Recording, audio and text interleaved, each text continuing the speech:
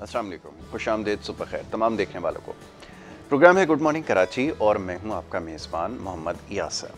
नाज़रीन, प्रोग्राम में अपने मुख्तलिफ मौज़ूआत पर गुफ्तगू हो रही है और आजकल जो मौजू ज़ेर बहस है वो मईशत के हवाले से।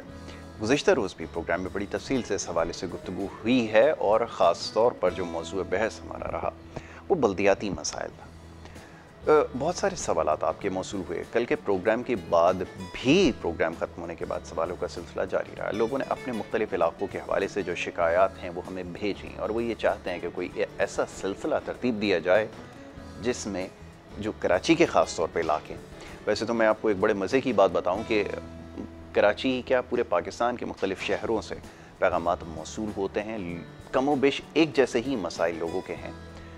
पानी का साफ़ मैसर ना होना, सेहत व सफाई के इशूज़, सड़कों की तामीर के इशूज़ और सीवरेज के इशूज़, यही कमो बेश तमाम पाकिस्तान में मसाइल रह गए हैं। एक आम आदमी बुरी तरह इन तमाम मसाइल में फंस कर रह चुका है। अब सवाल ये पैदा होता है कि इसके ऊपर जो मजाज अथॉरिटीज़ हैं, जो ऊपर बैठे हुए लोग हैं, वो क्या कर रहे हैं। हमारा काम यही है कि हम लोगों की जो मुश्किलात हैं, जो परेशानियाँ हैं, वो उन तक पहुँचाएँ ताकि उसके ऊपर कुछ हो सके, जो कि हमारी रिवायत नहीं है। इसके अलावा कुछ और मामला ज़ेर बहस आए जिसमें कोरोना वायरस सर फहरिस्त रहा। कोरोना वायरस की वजह से अब तक जो कुछ हुआ है उसके ऊपर प्रोग्राम्स में बात हो रही है और कल भी इस मौजू पर बड़ी तफसीलन गुफ्तगू हुई है कि लोगों तक आगाही पहुंचाना सबसे ज़्यादा ज़रूरी है। ये बात समझ लीजिए कि इस वक्त जो कुछ हो रहा है, ख़ास तौर पर सोशल मीडिया पे जो हो रहा है, उसके ऊपर बात करने की बहुत ज़्यादा ज़रूरत है। सूरत हाल ये है कि इस वक्त अब वैक्सीनेशन का सिलसिला जारी है और इसको पाए तकमील तक पहुंचाना है, उसके लिए आप लोगों के ताउन की ज़रूरत है। लेकिन क्या कीजिए, सोशल मीडिया के ऊपर और ये जो मुख्तलिफ व्हाट्सएप ग्रुप्स हैं, इसके ऊपर पैगाम चलाए जा रहे हैं कि ये जो वैक्सीनेशन है इससे पता नहीं इसके क्या नुकसानात होंगे, क्या इसका रिएक्शन होगा। कोई इसके ऊपर बल्ब जलाने की कोशिश कर रहा है, कोई इसके ऊपर मकनातीस लगा कर देख रहा है। ये हमारा काम अब सिर्फ रह गया है। ये पूरी दुनिया में समझ लीजिए बार बार इस बात पर जोर दिया जा रहा है कि जो वैक्सीनेशन का सिलसिला ये तकरीबन मुकम्मल हो चुका है और अब जो तरक्की याफ्ता ममालिक हैं वहाँ पर जो छोटे बच्चे अब रह गए हैं, जो 15 साल से कम उम्र बच्चे जिनको सबसे आखिर में वैक्सीन ये लगाई जाएगी, वो मरहला अब उनका शुरू हो चुका है। और यहाँ सूरत हाल ये है कि अभी भी ये सवालात भेजे जाते हैं, लोग ये जानना चाहते हैं क्या इसको लगाने से कहीं ऐसा तो नहीं कि जैसे कोई सोशल मीडिया पर एक वो चला दिया गया कि जनाब 2 साल बाद जो है वो इंसान लगवाने के बाद शायद दुनिया में ही ना हो। कोई बल्ब जलाने की, जैसे मैंने अभी आपको कहा, कोशिश कर रहा है। ये सब फजूलियात हैं और ये हमारे हिस्से में ही आती हैं। बड़े अफसोस के साथ कहना पड़ता है कि हम लोग ज़्यादा अफवाहों पर कान धरते हैं और इसका शिकार होते हैं, जिसकी वजह से अभी तक ये मरहला जो है वो मुकम्मल नहीं हो सका है और बहुत ही आहिस्ता आहिस्ता ये आगे बढ़ रहा है। तो ये तमाम चीज़ें हैं, इसको समझ लेना ज़रूरी है। इन प्रोग्राम्स का मकसद भी यही है कि आप तक आगाही पहुंचाई जाए और इंशाल्लाह चंद माहिर डॉक्टर्स को आगे मैं मदऊ ज़रूर करूँगा इन वैक्सीनेशन के हवाले से, आपको जो है बेहतर तौर पर आगाही फराहम करवाएंगे, बताएंगे भी आपको कि ये जो काम है। अभी जैसे मैं गुज़िश्ता दिनों मेरा इत्तेफाक हुआ, यहाँ कराची में एक मेगा सेंटर बनाया गया है, कराची एक्सपो सेंटर में बेहतरीन जगह बनाई गई है। सिंध हुकूमत ने एक बड़ी ज़बरदस्त उनकी कोशिश है, काविश है वैक्सीनेशन के हवाले से और बड़ी तादाद में अब लोग वहाँ पर आना शुरू हो गए हैं। कम बेश 1.5 लाख से ज़ायद अफराद जो हैं वहाँ पर उनको वैक्सीन जो है वो लगाई जा चुकी है और इसके अलावा 20,000 के लगभग लोग हैं जिनको रोज़ाना की बुनियाद के ऊपर वहाँ पर वैक्सीन लगाई जा रही है। तो वहाँ पर जाइए और ये जो वैक्सीनेशन का जो अमल है इसको मुकम्मल होने में अपना ताउन जो है ज़रूर कीजिए और इस चीज़ को छोड़ दीजिए। क्या नुकसान है, आपकी रहनुमाई के लिए डॉक्टर्स भी वहाँ पर मौजूद हैं जो आपको बताएंगे भी और ये सारी चीज़ें जो वो देखी भी जाएंगी। वैक्सीन से पहले के जो मरहला है वो भी आप उसको भी गो थ्रू करेंगे, आपको चेक किया जाएगा, तमाम चीज़ें और ये बड़ी आसानी से इंशाल्लाह काम जो है वो हो भी जाएगा। ना इसमें आपको ज़्यादा इंतज़ार है, ना ज़्यादा ज़हमत है। बड़ी तादाद में लोग आ भी रहे हैं और बड़ी तेज़ी से वैक्सीन लगवा कर जो है वो चले भी जाते हैं। तो ये बहुत तेज़ी से ये काम जो है वो मुकम्मल हो जाता है। 10 या 15 मिनट, इससे ज़्यादा का वक्त आपको नहीं लगेगा। तो ज़रूर वहाँ पर जाएँ। जो लोग कराची शहर में रहते हैं वो एक्सपो सेंटर जाएँ और ये जो वैक्सीनेशन के लिए जो सेंटर बनाया गया है इसमें जाकर ज़रूर वैक्सीनेशन अपनी करवाएं। तो जनाब ये मामलात हैं, इसके ऊपर आज गुफ्तगू होगी, साथ साथ कुछ दीगर मामलात हैं आज ज़ेर बहस आएंगे। स्टूडियोज़ में मौजूद मेहमान हमारे साथ यहाँ पर हमें ज्वाइन कर चुके हैं, उन्हें सबसे पहले इस नशिस्त में खुशामदीद कहूँगा और उसके बाद जो है वो हमारी गुफ्तगू जारी रहेगी। सबसे पहले जो हमारे मौजूद मेहमान हैं अख्तर आरई साहब, आप एजुकेशनिस्ट हैं, माहिर तालीम, आपका ताल्लुक़ all Pakistan private schools federation से, आप प्रेसिडेंट सिंध हैं और इसके अलावा आप तजज़ियाकार भी हैं। मुख्तलिफ मौक़ों पर हम उन्हें ज़हमत देते हैं मईशत के हवाले से और ख़ास तौर पे कोरोना वायरस के हवाले से, जैसे भी कुछ देर पहले बात हो रही थी उसके ऊपर जो है वो गुफ्तगू करेंगे उनसे। तो अख्तर आरई साहब को सबसे पहले खुशामदीद, बहुत शुक्रिया अख्तर भाई प्रोग्राम में हमें वक्त देने के लिए।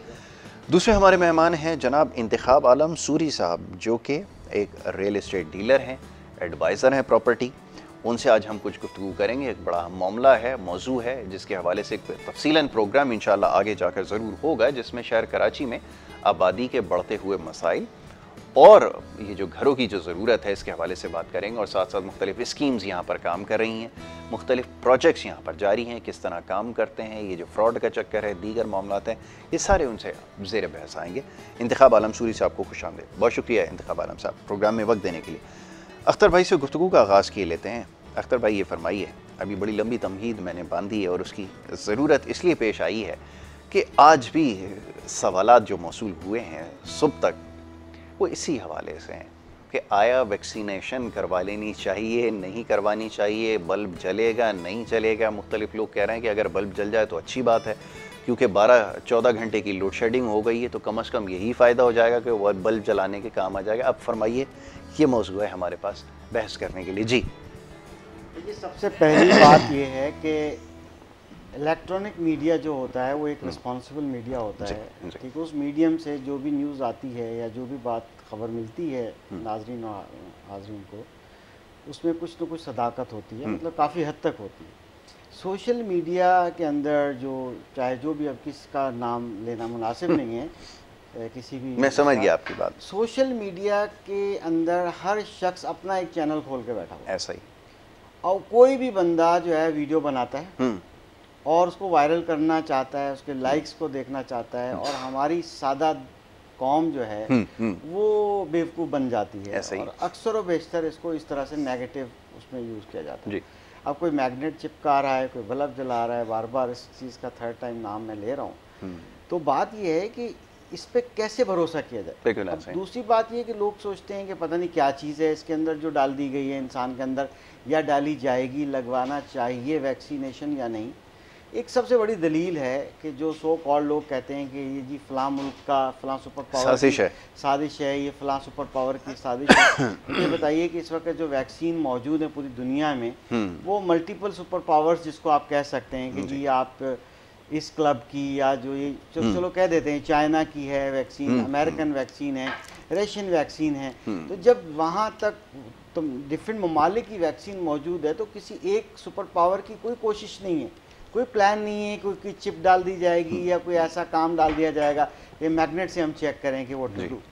तो ये इस तरह की जो है ना चीज़ें, मैं ये समझता हूँ कि आवाम को होश के नाखून लेने चाहिए। ठीक है, जब मुख्तलिफ ममालिक कोशिश कर रहे हैं कि अपनी आवाम के लिए या दुनिया भर की फलाह के लिए जो है ये वैक्सीनेशन लगाई जा रही है। जैसे दो हिस्सों में कुछ वैक्सीनेशन लगाई जाती है, 2 पार्ट्स में। एक पहला डोज होता है, उसमें यह है कि बहुत लाइटर, क्योंकि जो भी वैक्सीनेशन लगाई जाती है बेसिकली होता क्या है कि उसी वायरस को फाइट करने के लिए, या इम्यून, सादगी से समझा रहा हूं, बहुत अच्छी बात है, या जो कि उसका उसकी इम्यूनिटी बढ़ाने के लिए बहुत लाइटर डोज एक लगा दिया जाता है उसी चीज़ का, ताकि बॉडी खुद ब खुद जो है ना उसके एंटीबॉडीज़ क्रिएट कर लेती है। ठीक है, और वो ज़ाहिर है उसमें हेल्प आउट होता है फ्यूचर के लिए। फिर दूसरा डोज थोड़ा सा हाइयर होता है, ताकि अगर कोई कल को अटैक करता है ये वायरस, तो उसके रिस्पांस में बॉडी के अंदर वो चीज़ मौजूद हो कि उससे फाइट कर सके, ताकि आपको नुकसान ना पहुंच सके। सिंपल मेथड है, कोई इतना बड़ा कॉम्प्लिकेटेड नहीं है। दूसरी ये बड़ी दलील मैंने दे दी कि कोई किसी एक मुल्क की साजिश है, किसी एक सुपर पावर की साजिश नहीं है कि चाइना वाले से बल्ब जलेगा और अमेरिकन वैक्सीन से जो है ना मैग्नेट चिपकेगा, या खुदा न खास्ता कोई ऐसी बात है। तो इन चीज़ों को छोड़िए, जितना जल्दी हो सकता है, ख़ास तौर पर 30+ एज के जो जिनके लिए कहा गया है कि वो जाएं, रजिस्ट्रेशन कराने की भी मेरा ख्याल रिक्वायरमेंट अब नहीं रही। आप जाइए किसी भी, जैसे कि आपने एक्सपो सेंटर की बात की कराची के अंदर, तो लिहाजा आप वैक्सीनेशन करवाएं। बाकी आप एहतियात करें, देखें वायरस तो आते ही रहते हैं। जब आप अपनी खुराक अच्छी रखते हैं, अपना सब चीज़ एक लाइफ स्टाइल एक हेल्दी रखते हैं, तो आपकी बॉडी ऑटोमेटिकली जो है वो एक इम्यून सिस्टम बना लेती है मुख्तलिफ डिजीज़ के लिए। ठीक है। तो दूसरी बात ये है कि इनफैक्ट हमारी सोच को बदलने की रिक्वायरमेंट है। आप कान मत धरिए, ऐसी चीज़ों को फॉरवर्ड भी मत कीजिए कि अगर आप सोशल मीडिया पे कोई चीज़ देखते हैं और हम बस बहुत सादगी के साथ उसको फॉरवर्ड कर देते हैं। पहले तस्दीक कीजिए, समझिए, और अगर आप समझते हैं कि भाई वो चीज़ ठीक है, तो ज़ाहिर है सोशल मीडिया पे सिर्फ इसकी चीज़ नहीं आती, बहुत सी और बाज़ औकात यानी कि 5% ऐसी चीज़ें भी आ जाती हैं कि जो बाकी रियलिटी होती हैं, जो कि दूसरा मीडिया जो है वो हमें मतलब नहीं रिवील करता है। तो उसको जांचने की और तहकीक की ज़रूरत है, जो कि नहीं की ज़रूरत है। बिल्कुल, यही जब तक हम ये नहीं करेंगे, तस्दीक नहीं करेंगे, उसके बाद ही फॉरवर्ड करेंगे, तो तभी बेहतर होगा। अदरवाइज जो है ऐसा काम नहीं करना नहीं होगा, तब तक बल्ब नहीं चलेगा। आपको जो है मायूसी का सामना करना पड़ेगा ऐसी सिलसिले में। और लोड शेडिंग के हवाले से जो पैगामात मौसूल हुए थे, इसके ऊपर इंशाल्लाह ज़रूर गुफ्तगू करेंगे। एक और बड़ा मसला है जिसके ऊपर आज बात करनी ज़रूरी है, वो ये कि जनाब बड़ी तेज़ी से आबादी में इजाफा हो रहा है। अब इसका शुमार क्या किया गया है, क्या तखमीना लगाया गया है, वो तो एक बात की बात है, इसके ऊपर इंशाल्लाह ज़रूर बात होगी और माजी में करते भी आए हैं।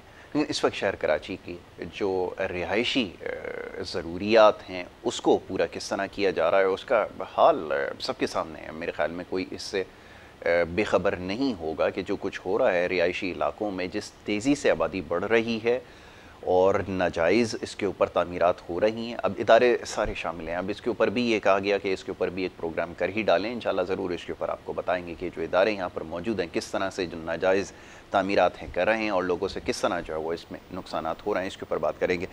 सुई साहब ये फरमाइए, जब ये शहर में जब एक्सपेंशन होती है तो बहुत सारी चीज़ों को मद्देनज़र रखा जाता है। अब हाल ये है कि यहाँ पर जो मौजूदा पॉलिटिकल सिस्टम है, जो हुकूमतें मौजूद हैं, शायद उनकी तरजीहात में ये चीज़ शामिल नहीं है। इस वजह से भी आबादी के अंदर बड़ा बेहंगम इजाफा हुआ है और इसके साथ साथ जो रिहायशी ज़रूरियात हैं वो पूरी नहीं हो सकी, जिसकी वजह से कहीं चाइना कटिंग की इस्तिलाह इस्तेमाल हुई, कहीं पर हमने देखा 80 गज़ के प्लॉट पे 5-5 मंजिला इमारतें तामीर हुई। ये सब कुछ ताहाल जारी है। फरमाइए इसके लिए क्या कुछ किया जा सकता है और ये जो हाउसिंग की नीड है इसको कैसे पूरा किया जा सकता है, ये ज़रा फरमाइएगा। जी बहुत शुक्रिया। मैं इस वक्त बात बताऊं कि बेसिकली आज से 40 साल पहले जब ये एक इंजीनियरिंग फोरम है और जो कि इंटरनेशनल फोरम है, बाकायदा उसने कराची में सर्वे किया। सर्वे करने के बाद ये बताया कि इस वक्त हर साल 2.5 लाख फैमिलीज़ को मतलब ये कि ग्रोथ हो रही है और उनको रिहाइश के लिए चाहिए। और इसी चीज़ को देखते हुए 63 टाउन भी अनाउंस किया गया और जहाँ 25 लाख अफराद फैमिलीज़ को यहाँ आबाद करना था, 30,000 प्लॉट्स वहाँ देने थे, ताहाल उसका अभी तक वैसे ही कोई आबाद नहीं हुआ। शहर की सूरताल ये है कि इस वक्त 3 करोड़ के करीब यहाँ पे आबादी है। तो जब उस वक्त 2.5 लाख सालाना थे, आज तो लाखों में इस वक्त ज़रूरत है कि वो ग्रोथ करते। अच्छा मसला ये है कि लोग तो जा सकते हैं, जाना चाहते हैं, लेकिन और जा भी रहे हैं, लेकिन इस वक्त पानी, बिजली, गैस, बुनियादी सहूलियात का जो मसला है वो फराहम नहीं किया गया है दीगर जगहों पे, सारा कुछ यहीं पर है। और फिर ये कि यहाँ पर ज़ाहिर है कि सूरताल ये कि बिल्डिंग्स पे बिल्डिंग्स बढ़ी जा रही है, नए नए तामीरात हो रही हैं, जायज़ नाजायज़, by hooks by crooks, everything, हर चीज़ यहाँ पर दी जा रही है। सुई साहब ये भी ज़रा फरमाइएगा, लेकिन उसमें सहूलियात वैसी की वैसी हैं। मैं वही आपसे अर्ज़ कर रहा हूँ, मुझे ज़रा रहनुमाई फरमाइए। मैं ज़रा इन चीज़ों के बारे में ज़्यादा इल्म नहीं रखता। ये कुछ स्कीम्स ऐसी थीं, अब तो शहर के बिल्कुल बीचों बीच आ चुकी हैं, जिनको कमो पेश मैं तो बड़े तवील अरसे से अपने बचपन से देख रहा हूँ। स्कीम 33 है और ये आज तक मालूम ही होता है कि जनाब वो फाइलों का हेर फेर इधर से उधर करना, यही सिलसिला हो रहा है। डेवलपमेंट का क्या हाल है ये तो ज़रा बताइए। और इसका ना और कई ऐसी स्कीम्स हैं जिसके बारे में हम बचपन से सुनते आए हैं, लेकिन उसके ऊपर कोई खातिर खा काम नहीं हुआ। ऐसा क्यों हुआ ये तो ज़रा बताइए, और ये किसकी वजह से हुआ ऐसा? असल में बात ये है कि खैर हमारी मतलब प्रॉपर्टी अपडेट्स के नाम से मेरा अपना चैनल है, 12,000 सब्सक्राइबर्स हैं, वहाँ अपडेट डेली हमारी जाती हैं। अच्छा। मालूमात हम देते रहते हैं इसके बारे में। स्कीम 33, 45 हाईवेज के बारे में तिहाशा हमारी मेरी खुद वीडियोस मौजूद है इस पर। लेकिन आपकी बात बिल्कुल सही है कि स्कीम 33 असल में जब आगाज़ हुआ था ना उस वक्त इनको फिक्र नहीं थी, उन्होंने तवज्जो दी ही नहीं। जब तवज्जो नहीं दी, कीमतें बढ़ने लगी तो फिर इनको फिक्र हुई। उसके बाद उन्होंने फिर उस पर तवज्जो दी, लेकिन उससे पहले वो कब्जे हो गए थे, डुप्लीकेशन हो गई थी, डबल फाइल बनने लगी। अच्छा, अब ये है कि उन्होंने बावजूद पैसा लेने के बावजूद डेवलपमेंट का काम नहीं किया। ये बिल्डर्स की नेचर है बेसिकली, कि बिल्डर्स की नेचर ये होती है, 100% नहीं कह रहा, अक्सर बिल्डर्स की नेचर है कि भाई आवाम से पैसा ले लेते हैं और उसके बाद उनको जो पैसा आता है, बजाय इसके कि भाई जो आपकी सर्टेन ज़मीन है उसको डेवलप करें, उसकी जगह वो नए अपने नया प्रोजेक्ट खड़ा करने लगते हैं। वो बेचारे रोल रहे होते हैं, फिर उसका तीसरा प्रोजेक्ट खड़ा कर, ये आगे बढ़ रहे होते हैं लेकिन डेवलपमेंट पे तवज्जो नहीं देते। ये एक सबसे बड़ी वजह है। ठीक है। दूसरी बात ये है कि इन्होंने फिर ये हुआ कि वो जो सहूलियात फराहम नहीं की, उसके बाद कोर्ट ने या गवर्नमेंट ने एडमिनिस्ट्रेटर बैठा दिया। अब जब एडमिनिस्ट्रेटर बैठा दिया तो वहाँ पे उस एडमिनिस्ट्रेटर ने भी घपले शुरू कर दिए, उसने जो है 2-2, 3-3 फाइलें देना शुरू कर दी है। उसके बाद फिर वहाँ पे वो डिस्प्यूटेड खड़े हो गए। तो बिल्डर्स की जब नीयत ख़राब होती है तो पुराने लोगों को कैंसिल किया और उसके बाद दूसरी फाइलें, अब वो झगड़े खड़े हो गए कि फाइल मेरे पास भी, फाइल मेरे पास। हमारे पास कोर्ट्स में लातादाद ऐसे मुकदमे हैं जो पेंडिंग में हैं, जो हैं ही सारे ये प्रॉपर्टी के हवाले से, और ये इलीगल जो लोगों के लाखों पूरी जमा पूंजी लगी हुई है और उनका कोई पुरसाने हाल नहीं। अब एविडेंस क्रिएट हो रही है, लीगल इलीगल सोसाइटीज हमारी हमने खुद अपनी जारी की है, वीडियोस मौजूद है उस पर और वेबसाइट पे भी मौजूद हैं। लोगों को चाहिए कि उन सोसाइटीज़ को पहले सर्च करें, देखें। अच्छा, उसमें भी ये कि लोग एडवाइस ही नहीं लेते हैं, आंख बंद करके मतलब ये कि वो इन्वेस्टमेंट कर देते हैं, डाल देते हैं, प्लॉट ले लेते हैं, उसके आगे पीछे भाई जाएं आप एमडीएस से मालूम करें। ये अप्रोच है। मैंने अक्सर लोगों को कहते हुए सुना है कि उनको इस बारे में इल्म भी होता है कि जो प्रोजेक्ट बन रहा है ये गैर कानूनी है। वो कहते हैं एक दफ़ा जब हम यहाँ पर शिफ्ट हो जाएंगे तो उसके बाद कोई क्या कर सकता है। ये सोच है, मैं आपको बता रहा हूं। जी बिल्कुल सोच है। और ये खासतौर पे कराची के अंदर जो वर्टिकल बिल्डिंग बन रही हैं उसमें, या अब देखें ना, एक चीज़ ये है कि आप ये जो है इलीगल है, सारी जितनी भी वॉलेशंस हो रही हैं और ये पोर्शन बढ़ रहे हैं इलीगल है। बिल्कुल। इस पे अब बैंक खुद लोन नहीं देता, क्यों नहीं देता आप खुद समझ लें। इसके बाद सुप्रीम कोर्ट के ऑर्डर्स इसके अलावा और आज भी बेतहाशा बने जा रहे हैं। SBCA पैसे ले लेके खा के घर को इधर उधर, हम आप बनाना चाहें ना, हम हमारे ऊपर नहीं बनाने देंगे, लेकिन ये बिल्डर्स से मिलकर, ये माफिया से मिलकर ये सारे काम आज चल रहे हैं। लेकिन लोगों को अकल होनी चाहिए भाई, अब 5-10 लाख रुपए कम देख रहे हैं, लेकिन कल ये आज जिस तरह गिराई गई, बिल्डिंगे गिरा दी गई, कल ये प्रॉब्लम्स खड़ी हो सकती हैं। उनको अपनी जमीन जो है ना, अपनी वो अपने फ्लैट जो भी उन्होंने पोर्शन लिया है उससे वो हाथ धो सकते हैं। तो खुदारा इस चीज़ को देखें, थोड़े पैसे खर्च करें। अच्छा, दूसरी एक और मसला है कि सस्ती चीज़ों में डरते हैं भाई। सस्ती चीज़ कोई वजह होगी ना, बिल्कुल ठीक है। चीज मार्केट में जो है ये 50 लाख की है, 80 लाख की है और आपको मिली 30 लाख की, 35 लाख की, तो देयर इज समथिंग कि वो प्रॉब्लम तो उसको उस सस्ती चीज पे ना टूटे, बल्कि वेरिफिकेशन करें। इवन कि आपको वकील करना पड़े, आपको प्रोजेक्ट एजेंट्स होते हैं हमारे होते हैं, वो भी गाइड कर सकते हैं। दफातर मौजूद है, वहाँ जाके मालूमात करें, उसके बाद फैसला करें। लाखों का मामला है। ये प्रॉपर्टी डीलर्स जो माइंड यू बैठे हुए हैं, इनको सारी चीज़ों के बारे में इल्म है, क्योंकि मैं काफ़ी लोगों से जब मेरी इस हवाले से बात होती है तो मैं देखता हूँ कि वो ज़्यादा इस बारे में इल्म नहीं रखते। ख़ास तौर पे जैसे चाइना कटिंग की अख्तर भाई ये इस्तिलाह इस्तेमाल हुई थी, इसके बारे में लोगों को ज़्यादा इल्म नहीं है कि ये एक्चुअली है क्या। ये डॉक्यूमेंट्स के अंदर सारा काम किया जाता है, पुरानी फाइलों और मजे की बात है वो खुद KDA में दफ्तर खोला गया अर्जी तौर पर, वहाँ पर फाइलें बनी बाकायदा। उसके डॉक्यूमेंट्स मैंने खुद डिप्लोमा कर रहा था, मुझे सब समझाया गया था प्रॉपर्टी मैनेजमेंट में, ये सब समझाया था कि डॉक्यूमेंट कैसे होते हैं। लेकिन आम आदमी को समझाने के लिए मैं बात कह रहा हूँ कि चाइना कटिंग होती है जो एमिनिटी प्लॉट्स होते हैं, यानी पार्क्स हैं, वो जगह हैं जो कि मतलब फलाई कामों के लिए वहाँ पे कुछ तामीर होना शुरू हो जाए जो कि उस मैप पे मौजूद नहीं है। आप मास्टर मैप जाके KDA मिल जाएगा, चले जाएं, जाके देख लें कि ये चीज़ मौजूद नहीं है और वहाँ पे वो उन्होंने पोर्शन बनाना शुरू कर देते हैं या तामीर करना शुरू कर देते हैं। ये इलीगल इस तरह की चीज़ खड़ी हो जाती है और फिर बाद में ये प्रॉब्लम्स खड़ी होती हैं। ठीक है, अभी इसके ऊपर गुफ्तगू जारी रखते हैं। बड़ा अहम मौजू है जिसके ऊपर बात की जानी चाहिए और मैं कोशिश ये करूँगा इंशाल्लाह इसके ऊपर एक तफसीली प्रोग्राम करूँ जिसमें इसके ऊपर जो है वो गुफ्तगू की जाए। अख्तर भाई, मैं और आप सब इसका शिकार हैं, इसी शहर में रहते हैं और ये सब कुछ हमारे सामने हो रहा है, आपके और हमारे सामने। जिस इलाके में, जिस मोहल्ले में हम रहते थे, अब उसका नक्शा ही जो है वो तब्दील हो चुका है। वहाँ पर हम देख रहे हैं कि छोटे छोटे घर हुआ करते थे, बड़ी बड़ी बिल्डिंग्स उधर जो है वो खड़ी हो गई। एनीहाउ, अच्छा, अब अख्तर भाई ये फरमाइए। अच्छा, मैं बात करना चाहता हूँ, एक आपका सवाल हो रहा है, मैं बड़ी अहम बात कहना चाह रहा हूँ। कह दीजिए। देखिए, हमारे यहाँ साइकी है, मतलब ये कि ईमानदार लोग नहीं है और इसलिए प्रॉपर्टी बहुत से लोग हैं जो कि ईमानदारी से काम नहीं कर रहे हैं, बड़ी तादाद है। लेकिन ये भी अच्छी बात है कि पढ़े लिखे लोग भी आ रहे हैं, पढ़े लिखे, और गवर्नमेंट इस पर स्टेप्स ले भी रही है कि डिप्लोमा होना चाहिए, फला होने चाहिए, तो तालीम याफ्ता, तो ये ऐसा भी है। लेकिन ये कि सारे एक जैसे नहीं होते और मालूमात करने के लिए आप पुराने लोगों पर जाया करें। ठीक है, सूरी साहब ने जो बड़े अच्छे से दिफा किया उन लोगों का, और बात बिल्कुल ठीक है कि सारे के सारे ऐसे नहीं है, लेकिन इसमें हुकूमत का कितना किरदार है, अब इसके ऊपर बात करेंगे तो फिर प्रोग्राम जो है ना वो दूसरी तरफ चला जाता है। अख्तर भाई फरमाइएगा, ये जो एजुकेशन पॉलिसी के हवाले से हमारी जो है वो गुफ्तगू रही है, अब क्योंकि खुदा का शुक्र है कि पूरे पाकिस्तान में कोरोना की वजह से जो नुकसानात हुए उसमें कमी आ रही है, और अल्लाह ने अगर चाहा तो इंशाल्लाह बहुत जल्दी मामला जो है वो अपने अंजाम तक पहुँचेगा। सवाल ये है कि अभी भी एक बहस में अगले दिन एक जगह बैठा हुआ था, यही थी कि अब क्या स्कूल खुलने के बाद फ़ौरन इम्तहानात होंगे, और होंगे तो किस तरीक़ाकार के तहत होंगे, क्या उसको बनाया जाएगा, बाय डिज़ाइन कैसे होंगे, ये तमाम चीज़ें जो हैं वो लोग जानना चाहते हैं। इसके बारे में ज़रा रहनुमाई फरमाइए कि क्या अब इम्तहानात फ़ौरन ले लेना दुरुस्त होगा? वो जो एक बहुत बड़ा वैक्यूम एक क्रिएट हो गया कि स्कूल से घर और बीच में जो पढ़ाई का सिलसिला था वो ख़त्म हो गया, वो कैसे फुलफ़िल होगा? और फिर ये कि ये इम्तहानात कैसे लिए जा सकते हैं, ये ज़रा बताइएगा। मैं चाहूँगा इस पर गुफ्तगू हो जाए। देखिए, बग़ैर सोचे समझे जो भी फ़ैसले किए जाते हैं, चाहे वो रियल इस्टेट के हों जैसे कि बात हुई, और चाहे वो एजुकेशन के हो, चाहे कोई भी हो, हमने ये देखा कि उसको रिसर्च नहीं की जाती। टेक्नोक्रेट्स के साथ बैठ के सर जोड़ के जो है उस पर काम नहीं किया जाता, और बस बैठे बैठे जो है ना फैसले कर दिए जाते हैं। उसके जो आफ्टर शॉक्स होते हैं ना, या आफ्टर इफेक्ट्स होते हैं, वो बहुत ख़तरनाक होते हैं।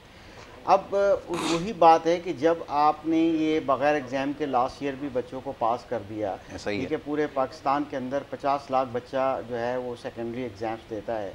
अब उसको आपने बग़ैर एग्ज़ाम के पास कर दिया, आपको 8 क्लास को बग़ैर उसको कर दिया, तो अब वो प्रमोट होके आए। उन्होंने सोचा कि अब जो टीनेजर होते हैं या अपकमिंग होते हैं, वो लोग ये सोचते हैं, बच्चे सोचते हैं कि यार ठीक है हम भी ऐसे ही पास हो जाएंगे। ठीक है, अब उनकी कोशिश देखा कि पिछले दिनों में कुछ हंगामे चल रहे थे, जो उसके हायर सेकेंडरी और यूनिवर्सिटीज़ के जो तालिब इल्म थे, उन्होंने इस्लामाबाद में और मुल्क के अंदर जो है एहतजाज किया कि जी ऑनलाइन एग्ज़ाम, जब पढ़ाई कर रहे थे एग्ज़ाम भी ऑनलाइन लें। अब ऑनलाइन में चीटिंग के इम्कानात भी बड़े ज़्यादा हैं। हमारी कौम शॉर्टकट कौम है, बड़े इस टाइप के जो चीट्स होते हैं ना, जैसे हम बच्चों को गेम खिलाई जाती है तो उसमें चीट्स लगाते हैं, ऐसे ही। तो हमारा प्रोडक्ट ऐसा है कि चीट वाला प्रोडक्ट है, यानी कि वो जो भी थर्ड पार्टी है, जो भी वो सोर्सेज हैं जो हमारे बच्चों को इन्फ्लुएंस करती हैं, वो चीट पे ज़्यादा होती है, या गन वाली गेम ज़्यादा होती है यहाँ पर। तो बच्चे क्या सीखेंगे? फिर ये पेरेंट्स पे भी रिस्पॉन्सिबिलिटी है, और कलेक्टिवली हमारे माशरे की जिम्मेदारी है, हमारे पेरेंट्स की जिम्मेदारी है। अब वो बच्चे जो हैं वो एग्ज़ाम्स में अपीयर नहीं होना चाहते, अब वो एग्ज़ाम देना नहीं चाहते, चाहे हालांकि गवर्नमेंट ये सोच रही है कि एग्ज़ाम्स तो होना लाजमी है। ठीक है, ये बहुत अच्छी बात है। हम NCOC का और गवर्नमेंट का, सिंध गवर्नमेंट का, और ख़ासतौर पर वफाकी हुकूमत के हम शुक्रगुजार हैं कि उन्होंने ये फ़ैसला कड़ा किया हुआ है कि हम एग्ज़ाम लेंगे, ठीक है, उसके बगैर प्रमोट नहीं करेंगे। अब यहाँ तक भी है कि जनाब ठीक है, उसको शॉर्ट कर दिया गया, बहुत कुछ कर दिया गया, मगर रिटन एग्ज़ाम होना चाहिए। इसके बगैर अगर कोई जनरेशन या कोई बैचेस ऊपर जाएंगे तो फिर यूनिवर्सिटीज़ के बाद तालिब इल्म भी बाहर निकले हैं, कल को देखिएगा कि एक ऐसा जंप और गड़ा आ गया है कि यानी कि झटका लग गया है कि अब आने वाले जितने बैचेस हैं ना, वो तालीम से दूर हो गए और वो विदाउट एग्जामिनेशन अपने आप को प्रमोशन चाहते हैं। बिल्कुल ठीक है। तो इस तरह के हालात में ये जो आफ्टर इफेक्ट्स हैं या पॉलिसीज़ के जो साइड इफेक्ट्स हैं वो बड़े ख़तरनाक हैं। यानी तालीम दुश्मनी है। जब हम सालों लगा दिए गर्ल्स एजुकेशन के लिए कि जी गर्ल्स की एजुकेशन होनी चाहिए, सालों लगा दिए कि जनाब 2.5 करोड़ बच्चा तब भी जो है स्कूल नहीं आ सका था, फिर वो जो 5 करोड़ के लगभग बच्चा आता था वो भी स्कूल से बाहर हो गया। फिर जब जैसे कि 50 लाख की मैंने बात की कि जो सेकेंडरी एग्ज़ाम देने वाले बच्चे हैं पूरे पाकिस्तान के, अब उन्होंने एग्ज़ाम नहीं दिए थे, प्रमोट हो गए, तो अब ये जितने बैचेस हैं वो यही चाहेंगे। तो अब जो पहले थोड़ा बहुत क्वालिटी एजुकेशन कह सकते हैं, जो प्राइवेट सेक्टर की, वो भी बड़ी एक इसमें काविश है कि गवर्नमेंट सेक्टर का तो पहले ही हाल बुरा है, प्राइवेट यानी कि पब्लिक सेक्टर के जो स्कूल्स थे उनका हाल बुरा था, मगर जो प्राइवेट सेक्टर जो भी एजुकेशन कम से कम फीस में भी दे रहा था, एक तरह से हमारी नेशन को सर्व कर रहा था, अब वहाँ वो भी मसाइल के से दो चार हैं। और यहाँ तक कि अब बच्चे क्लास अटेंड नहीं करना चाहते, बच्चे अगर ऑनलाइन पढ़ा रहे हैं तो ऑनलाइन पढ़ना नहीं चाहते, वो तो चाहते हैं बस बैठे बिठाए जो है ना शॉर्टकट हो। जब हमारी शॉर्टकट कौन हम खुद पैदा कर रहे थे और उसमें एक बहुत बड़ा एक ऐसा वैक्यूम क्रिएट कर दिया, अब हर बच्चा चाहेगा कि बस यूं करके डिग्री दे दी पास हो जाए। बिल्कुल ठीक है अख्तर भाई, आपने बिल्कुल ठीक कहा। इसके ऊपर मजीद अभी गुफ्तगू की जाएगी। यहाँ पर एक छोटा सा मुख्तसर सा ब्रेक हमें लेना होगा और ब्रेक के बाद जब वापस आएंगे तो इस मौजू के ऊपर गुफ्तगू हमारी जारी रहेगी। आप देखते रहिए प्रोग्राम गुड मॉर्निंग कराची।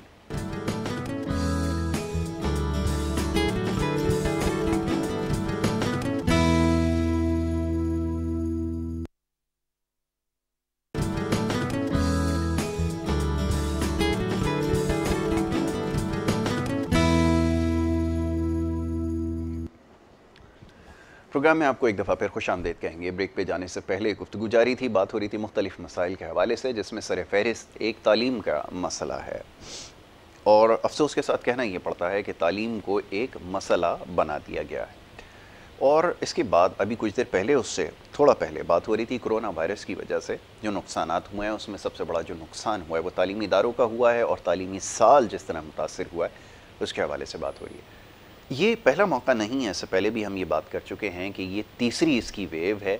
ये तकरीबन 2019 के बाद से ये सिलसिला जारी है, या यूँ समझ लीजिए कि 2020 के अवाइल में ये सिलसिला जो है वो शुरू हुआ, और उसके बाद ये बढ़ता हुआ आज 2021 तक जो है वो जा पहुँचा है।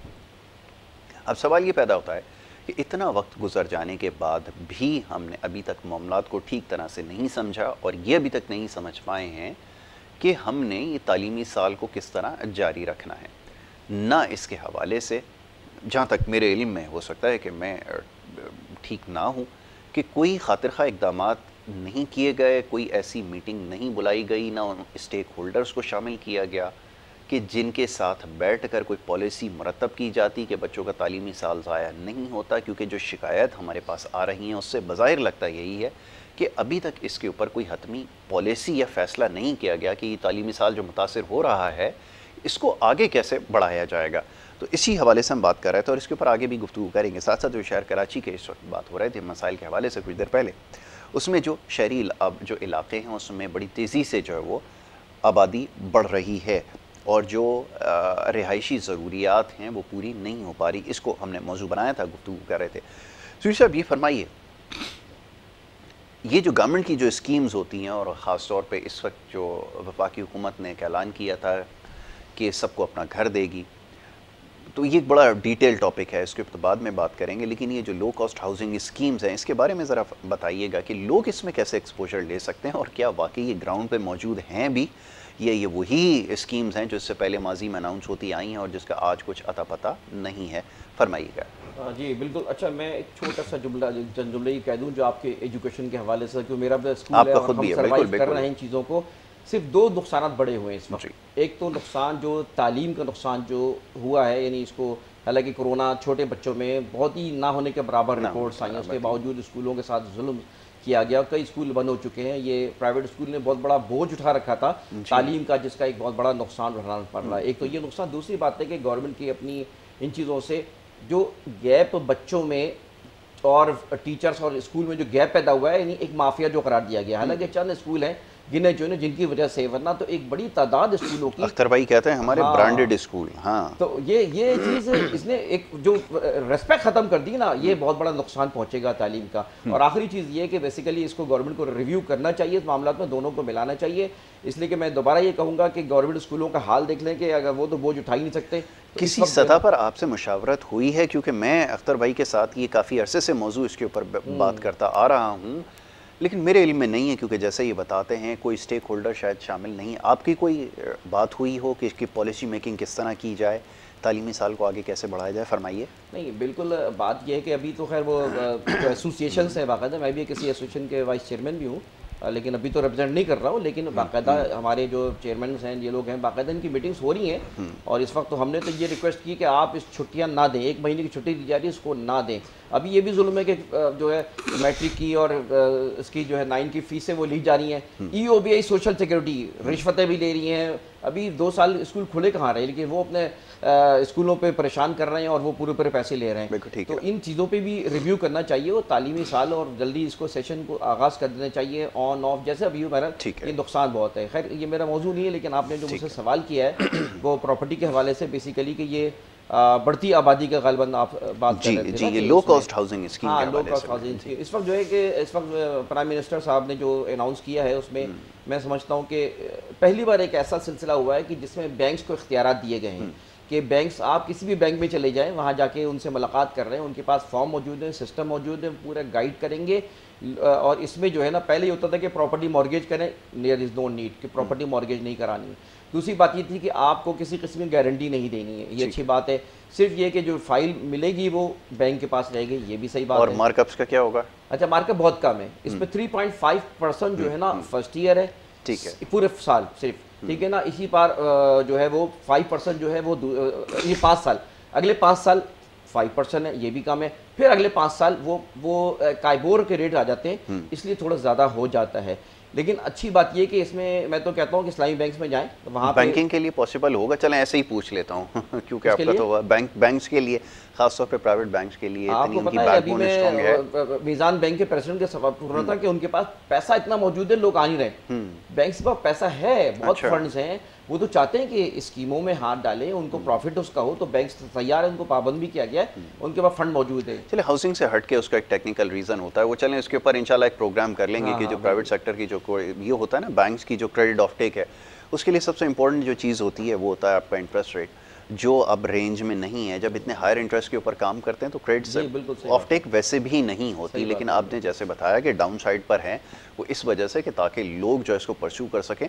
लेकिन किस हद तक मटेरियलाइज हुई है, क्योंकि आपका तो प्रॉपर्टी से बराह रास्त ताल्लुक है ना, ज़रा फरमाइए कि किस हद तक मटेरियलाइज हुई है चीज़। इसमें देखें लोगों ने अप्रोच, इसलिए कि इसमें जो है कि एक जिसकी सैलरी 25,000, 30,000, 40,000 तो वो कर सकता है इसमें, सही है, तो वो एक्सेसिबल है, लोगों ने अप्लाई किया हुआ है, लोन मिले भी हैं, हुआ है, ऑर्डर मिला है। लेकिन मैं आपके साथ एक करूँ कि यहाँ पे कराची में एक बहुत मसला है, कराची में इतना आसान नहीं है। कराची में देखें, मैं आपको बताऊँ कि जैसे तैसे टाउन है, ठीक है, एमडी की स्कीम अभी दोबारा पता नहीं चला क्या हुआ, उसका अनाउंस हुई, शहर बढ़ रहा है, कराची और हैदराबाद को एक होना है, कई जगह ज़मीनें मौजूद हैं। सुप्रीम कोर्ट को भी अपनी पॉलिसी रिव्यू करना चाहिए। अभी तक उन्होंने बैंड 2012 में जो लगाया था अक्टूबर में, आज तक नहीं खुला। सिर्फ सर्वे ज़मीन है, वो टेक्निकल बात है, सिर्फ सर्वे ज़मीन पे बोर्ड ऑफ रेवेन्यू परमिशन देता है, बाकी किसी ज़मीन को ना कर सकते हैं ना कुछ कर सकते हैं। लेकिन गवर्नमेंट अगर बहुत सी ऐसी स्कीमें जो कि बंद पड़ी हुई हैं, यानी सोसाइटीज़ बंद पड़ी हुई हैं जिनके मसाइल है, उनको ले, एमडीओ का बात करें, जो तैसा टाउन है उस पर ले और उस पर अनाउंस करे 2-2, 3-3 लाख रुपए के प्लॉट है वहाँ पर, भाई वहाँ पे बुनियादी सहूलियात दे दे, और वहाँ पर वो हमारे इमरान खान साहब को चाहिए कि उधर तवज्जो दे और वहाँ पे वो फंडिंग करें, फंडामेंटल्स तो लोग खुद वहाँ पे प्लॉट्स ले लेंगे और खुद ही फंडिंग करके वो उनके ज़रिए बना सकेंगे। वरना ये 50 लाख मकान बनाना, ये बनाना इंतहाई मुश्किल काम है। कराची जैसी आबादी में तो अगर 10 लाख तो पता भी नहीं चलेंगे, ठीक है नहीं। तो बात ये कि सहूलियात फराम करें, खुद ना हाथ डालें, आप फैसिलिटेट करें, अच्छे बिल्डर्स को फैसिलिटेट, अच्छे नाम है उनको फैसिलिटेट करें, ठीक है ना। हम जैसे बात यह कि ये खुद ही आपको इतना कुछ आउटपुट देंगे कि इंशाल्लाह फिर उस तरह का इन्वेस्टमेंट की ज़रूरत नहीं। अच्छा, ये बात आपकी बिल्कुल ठीक है, क्योंकि कुछ अर्से पहले जब हम ये बात करते थे हाउसिंग के हवाले से तो बड़ा अनरियलिस्टिक सी है ना आइडिया था, और टेक्निकल ग्राउंड के ऊपर मैं बता रहा हूँ, इसमें बहुत सारी टेक्निकलिटीज़ इंगेज हैं, आप उसको ज़्यादा बेहतर समझते हैं। ये चीज़ मटेरियलाइज नहीं हो सकती थी, जैसे मैंने चंद चीज़ों का यहाँ पे तस्करा किया, और फिर कुछ इलाके के डायनामिक्स होते हैं, उस जगह के वो तमाम चीज़ें देखी जाती हैं, इंफ्रास्ट्रक्चर देखा जाता है, ये तमाम चीज़ें देखी जाती हैं और उसके बाद एक प्लानिंग की जाती है। वरना अमेरिका जैसे मुल्क के अंदर भी आपको पता है कि सबसे जो मुश्किल काम है वो एक घर को हासिल करना है किसी भी शहरी के लिए। उसकी वजह यही है कि ये बहुत पेचीदा किस्म का जो है मामला होता है। बहरहाल जी, चलें इसके ऊपर ज़रूर आगे गुफ्तगू करते हैं। मैं चाहूँगा कि इसी मौजू पर ज़रूर जुमले बोलूं। बात यह है कि मेरी नॉलेज के मुताबिक यूरोप में, अमेरिका के अंदर जो है वो कोई घर हासिल करना इतना मुश्किल नहीं होता, ठीक है, क्योंकि वहाँ पर जैसे कि अब पाकिस्तान में 2% की बात की गई है, 2 या 3% जो है प्लस जो है वो ज़ाहिर है कि जो स्टेट बैंक जो दे रहा है उसका रेट होता है। इसी तरह से अमेरिका के अंदर भी आसानी से घर मिल सकता है। मसला ये है हाउस मॉर्गेज का एक पूरा प्लान दिया जाता है। इशू जो है ना, जो टाउन प्लानिंग के इश्यूज बात कर रहे थे, असल कोर इश्यूज वो हैं। बिल्कुल ऐसा ही है, कोर इश्यूज वो हैं। देखिए, एक बिल्डर नाकिस काम करता है या एक सोसाइटी या जो है एक कोई भी बिल्डर जो है जो प्लॉटिंग करता है उसके अंदर वो डेवलपमेंट नहीं करता, वो तो ठीक है। रेगुलेटरी अथॉरिटी जब एक्टिव नहीं होगी, फिर एडमिनिस्ट्रेटर बिठाएंगे, वो भी करप्शन करेगा, सोसाइटी भी करप्शन करेगी। अच्छा, शहर कराची के अंदर ही मल्टीपल टाउन प्लानिंग का सबसे बड़ा प्रॉब्लम है टाउन प्लानिंग का। जो रेगुलेटरी बॉडी होती है वो कंट्रोल नहीं कर पाती, वो सेंसिटिविटी के साथ काम नहीं करती, वो अपने मुफाद को देखती है। जब हर बंदा अपने मुफाद को देखेगा तो बिल्डर भी अपने मुफाद को देखेगा। ज़ाहिर है कि गैर मेयारी तामीरात भी होंगी, डेवलपमेंट भी ऐसी होगी। दूसरी की एक फ़लसफ़ा है जो कि हमारे मुल्क की एक ट्रेंड है, जितनी सियासी पार्टीज़ होती हैं वो कॉस्मेटिक्स काम करती हैं, कोई भी अंडरग्राउंड काम नहीं करेंगी कि सीवरेज सिस्टम इंटैक्ट कर दिया जाए, वाटर सप्लाई सिस्टम इंटैक्ट कर दिया जाए, आपस में जो है वो कहीं भी लीकेज हो तो पानी मिक्स ना हो। ऐसा नहीं करते वो करते क्या है, दिखावे का काम करते हैं। जब इलेक्शंस करीब आते हैं तो थोड़ा सा पाउडर सुर्खी लगा दिया और कारपेटिंग करके फ्रेश कर दिया, बिल्कुल ऐसे जी। और एक्चुअली उसकी जब बिलिंग होती है तो वो जब एमबी कहलाती है, मेजरमेंट बुक के अंदर जो एमबी कहलाती है, वो जो टेक्निकल टीम है वो पता चलता है कारपेटिंग 1 इंच की हुई है, 2 इंच की है, और उसको जो है ना स्टोन सब रिकॉर्ड करके जो है ना उसको हैंडसम बिल बना देंगे और करप्शन करेंगे। हमारी बेसिकली जो है ना टाउन प्लानिंग के इश्यूज हैं, उसकी वजह से सब मिक्स हो जाता है। मेगा मेट्रोपॉलिटन सिटी है, इसके अंदर जो है जाहिर है कि चाहे स्कीम 33 है कोई भी है, मेरी ऑब्जर्वेशन ये है कि या जो आम आवाम ये समझती है कि वहाँ डेवलप नहीं हुआ।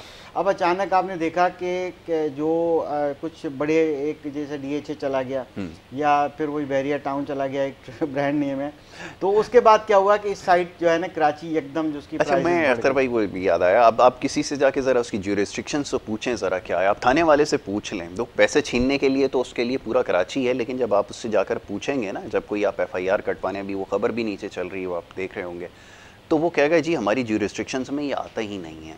ये जब रिस्पॉन्सिबिलिटी की बात आती है ना, देखें असल मसला ये है कि यहाँ ह्यूमन राइट्स की तो बात की जाती है, मैं एक बड़ी जनरल टर्म बात करता हूँ, सुनने वाले हर बंदे के काम की बात है कि जब हम ह्यूमन राइट्स की बात करते हैं, सो कॉल्ड कुछ NGOs ने ह्यूमन राइट्स पे बड़ा काम किया, ठीक है करना चाहिए, ह्यूमन रिस्पॉन्सिबिलिटी की बात कोई नहीं करता। ठीक है, एक हुर्रा तंजीम बनी है जिसका काम है कि जी ह्यूमन राइट्स एंड रिस्पॉन्सिबिलिटी, बिल्कुल ठीक। रिस्पॉन्सिबिलिटी की जब आप अपना हक मांगते हैं तो हमारा भी हक है कि हम कचरा ना फेंके रोड पे, हमारा हक है कि अगर रोड बन गया तो मुझे पानी ना डालें। तो आप कोर्स में शामिल करवा लीजिए ना, जिम्मेदारियां जो है महसूस नहीं करते, आप ये शामिल करवा लीजिए। गुजारिश ये है कि आप अपनी कौम को इससे निकाल लें कि हमारे पास 500 साल की सुई के अंदर गैस पड़ी है, हमारे पास दुनिया में सबसे ज़्यादा ज़खायर हैं, हम दुनिया की अजीम तरीन कौम है, आप इससे निकाल लीजिए। खुदारा आप ये पढ़ा दीजिए कि सड़क पे चलने का तरीका क्या होता है, फुटपाथ पे अगर चलना है तो क्या तरीका होना चाहिए, वहाँ पर ठेला और पथारा नहीं लगाना चाहिए, गाड़ी को अपने सड़क पे किस तरह खड़ा करना चाहिए। पावरफुल जो अथॉरिटीज हैं सर, जो वो खुद हमारे ज़खायर बेच रही हैं, वो लीज पे दे रही हैं, कॉन्ट्रैक्ट दे रही हैं, ये तो हमारा चाहे सोना हो चाहे हमारे जितने भी मिनरल्स हों वो सब लेके कोई भी चला जाए, तो जब वहाँ काम ही नहीं करते, तो एक जब हमारे हुक्मरान काम नहीं करते। मैं उसमें ऐड करूँगी बात, सबसे बड़ा मसला ये है कि वन विंडो ऑपरेशन की जरूरत है, बहुत ज़रूरी है। परवेज़ मुशर्रफ के दौर में 2 साल वन विंडो ऑपरेशन हुआ, आप यकीन करें इतना तेज काम हो गया यहाँ पे। तो मैं कहता हूँ तो फिर वो बुरा मान जाते हैं, लेकिन सबसे अच्छा दौर था। बिल्कुल, देखिए अभी भी अगर कोई बिल्डर करना चाहे ना, वो देखिए जायज़ काम करना भी चाहे नहीं करने देते, नहीं करने। ये सरकार खुद चोर हैं, इनके इदारों में बैठे हुए चोर हैं, सही ना, रिश्वतों का निज़ाम चल रहा है और उसमें भी बहुत डिले। सर मैं आपको आपकी खिदमत में एक चीज़ और अर्ज़ करूँ, हमारे पास ही चैनल के ऊपर ये रिपोर्ट, क्योंकि हम बल्दियाती इशूज़ को सबसे ज़्यादा कवर करते हैं, वो रिपोर्ट चलाई गई, मैं देख रहा था हमारे एक प्रोग्राम के अंदर कि वो MCs जो म्यूनसिपल कमिश्नर होते हैं, वो एक जगह पर भर्ती होनी थी जहाँ पर एक इंजीनियर को भर्ती होना चाहिए था जो सिविल इंजीनियरिंग की डिग्री रखता हो, वो एग्रीकल्चरल जो जिसकी यूनिवर्सिटी से वो पास आउट होकर आया, वो पता नहीं वो भी डिग्री असली थी या नहीं, जो मेजॉरिटी के पास तो आपको पता है, उसको उठा के जी उधर अपॉइंट कर दिया गया। तो हमारे जो वो रिपोर्टर थे वो फरमा रहे थे, वो ये बताने लगे कि जनाब अब आप बताइए कि एक टेक्निकल फील्ड के ऊपर या मिसाल के तौर पे अगर आपने किसी अस्पताल में, दिल के अस्पताल में अगर किसी को इंचार्ज बनाना है जो सारे ऑपरेशंस को देखेगा, तो आप ये बताएं किसी कारपेंटर को या किसी मजदूर को उठा के उसका इंचार्ज कैसे बनाएंगे, वो कैसे हेड करेगा, जो पोस्टें दी गई, माजरत चाहता हूं, जो पोस्टें दी गई हैं वो टाउन प्लानिंग की बिल्कुल सही बात करें, उनको जगह पता ही नहीं है। ऐसा ही है, वहाँ जगह ही पता नहीं, कभी गए भी ना जाते हैं, वो अपने दफ्तरों में बैठे होते हैं और मसाई खड़े हो रहे होते हैं। एक मिसाल दें ना, अब लोग क्यों इतनी बड़ी तादाद में सब बिल्डर जो है ना बहरिया टाउन का रुख किया है उन्होंने, दबा के वहाँ पे बन रही, सबसे ज्यादा डेवलपमेंट वहीं हो रही है इस वक्त ना। वजह क्या है कि वहाँ रिश्वतें नहीं है, वहाँ दूसरी चीजें नहीं है, आप बाई लॉज चले आपको तमाम परमिशन मिल जाएंगी, तो ये इन सब का रुख वहाँ उस तरफ हो गया है, रूल हम लोग तो यहाँ पे ये सूरत हाल है। हालांकि अगर वर्टिकल बिल्डिंग्स के सही तवज्जो अप्रूवल, सबसे इंपॉर्टेंट चीज़ है डिलीवरी। मैं किसी ब्रांड की बात नहीं करता, यहाँ पे किसी को एंडोर्स करना मकसद नहीं है, लेकिन इस वक्त जो सबसे ज़्यादा जिस चीज़ का फुकदान है ना, जैसा आपने आगाज़ में ये बात कही कि वो डिलीवरी जो है वो नहीं है, जिसकी वजह से ये सब कुछ हो रहा है, फ्रॉड्स भी हो रहे हैं और सब कुछ हो रहा है। तो ये सिलसिला मैंने इसमें यासिर भाई जो बात की थी बड़ी इम्पोर्टेंट थी जी, आप उसको किसी भी उसमें इंस्टीट्यूशनल पे ले लें। देखिए हमें अपनी राइट्स का तो पता होता है, रिस्पॉन्सिबिलिटी का पता नहीं होता। इंडिविजुअल बात कर लें, इंस्टीट्यूशनल बिहेवियर देख लें, इदारों की बात कर लें, आपने पुलिस स्टेशन की बात की, आपने जब रिस्पॉन्सिबिलिटी की बात आती है तो फिर नहीं पता, हकूक की बात आती है यहाँ से इतना मिल रहा है, यहाँ से इतना मिल रहा है। अख्तर भाई किसी को भी नहीं पता, इदारा दूसरे पे डालता है, एक इदारा दूसरे पे डालता है। बात यह है कि वो जिम्मेदारी नहीं समझते। जब एक डिपार्टमेंट है, उसका काम है वो अपना काम करे। ये ह्यूमन एक इंडिविजुअल से लेके कि कचरा रोड पे फेंक देना है, पानी फेंक देना रोड पे, अब वो समझते हैं ये तो उनकी जिम्मेदारी है, वो साफ करे। ठीक है, लोकल गवर्नमेंट का काम है या फला का काम है। तो जब हम अपनी जिम्मेदारी नहीं समझते, रिस्पॉन्सिबिलिटी भी समझना चाहिए, चाहे फर्द वाहिद हो चाहे इदारे हों। बिल्कुल ठीक, इदारों का भी बिहेवियर यही है। जब ऐसा होगा हमारे मुल्क के अंदर तो फिर एक इदारा दूसरे पे डालेगा, दूसरा तीसरे पे डालेगा, तो फिर इसी तरह से काम होगा। ओनरशिप प्रिवेल नहीं करती, जिसकी वजह से ये सारे मामला हैं। अब वो क्योंकि हमारी अपब्रिंगिंग ऐसी हुई है ना, मैं ऐसे ऐसे लोगों को देखता हूँ, हैरान रह जाता हूँ। ऐसी ऐसी स्टूपिड किस्म की हरकतें, माजरत के साथ, यही कुछ आपकी सोसाइटी में हो रहा है। जो सड़कों पे जो तमाशे लगे हुए हैं, आप देखिए, वो यकीन कीजिए वो शक्ल से बज़ाहिर लगता है ऐसे हैं कि पढ़े लिखे होंगे, लेकिन क्योंकि तरबियत नहीं है तो आपको पता है ऐसा इल्म बेकार है जिसमें जो है वो अमल ना हो और तरबियत शामिल ना हो। बहरहाल जी, इंतखाब आलम सूरी साहब, बहुत शुक्रिया आपका, बड़ी नवाजिश कि आपने प्रोग्राम में हमें वक्त दिया और ये बड़ा डिटेल टॉपिक है। इंशाल्लाह इसके ऊपर आगे एक नशिस्त रखेंगे। अख्तर भाई, आपका बहुत शुक्रिया, आप हमेशा हमारे साथ प्रोग्राम में शरीक होते हैं और हर मामले पे ही आपसे गुफ्तगू जो है वो हो जाती है। आज आपने प्रॉपर्टी के हवाले से बात की है, तो एक आगे इंशाल्लाह प्रोग्राम रख लेते हैं आगे, तो ये मामला जो है उसको समझने की कोशिश करते हैं आपसे। तो वेल नाज़रीन, ये हमारा पहला सेगमेंट था। बात हुई हमारी कुछ मुख्तलिफ उमूर पर, ख़ास तौर पर ये जो तालीमी मामलात हैं ये ज़ेर बहस आते हैं, और शहर कराची के जो मसाइल हैं, जो ख़ास तौर पे जो रिहायशी स्कीम्स मुख्तलिफ हैं, इसके हवाले से बहुत सारे सवालात हैं। तो इंशाल्लाह आगे आने वाले वक्त में एक ज़रूर नशिस्त ऐसी होगी जिसमें तफसीलन इसके ऊपर गुफ्तगू की जाएगी, क्योंकि यहाँ पर हमारा पहला सेगमेंट जो इख्तिताम पज़ीर होगा, और फिर दूसरे सेगमेंट की तरफ पढ़ेंगे। स्केजुअल गेस्ट हमारे साथ यहाँ मौजूद होंगे जिनसे आपकी सेहत के हवाले से प्रोग्राम में बात की जाएगी। डॉक्टर सलमान सिद्दीकी आज हमारे मेहमान हैं, कुछ देर बाद हमारे साथ यहाँ पे मौजूद होंगे। तो एक छोटी सी ब्रेक यहाँ पर लेनी होगी, और ब्रेक के बाद जब वापस आएंगे तो यह सिलसिला जारी रखेंगे। आप देखते रहिए प्रोग्राम गुड मॉर्निंग कराची।